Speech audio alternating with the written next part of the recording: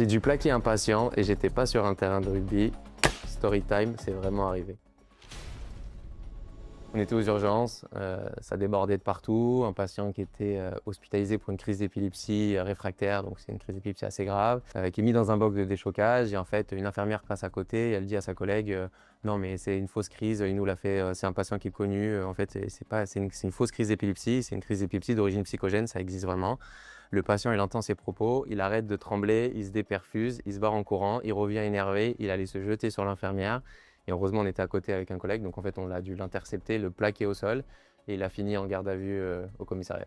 Ça fait partie du folklore des urgences, c'est qu'aujourd'hui, on est dans des fois, il y a des choses qui sont un peu lunaires, un peu comme cette situation, mais en fait, surtout, c'est qu'on est face à des gens qui ont une détresse un peu psychologique, et malheureusement, il y en a beaucoup qui la tolèrent, en tout cas, qui la gèrent très mal. Donc, on a tous en tête des parents, des fois, qui peuvent s'énerver très rapidement sur leur enfant, sur une bêtise qu'il fait. En fait, imaginez-vous, vous êtes aux urgences, vous voulez pas être là, vous savez pas trop ce qui va se passer.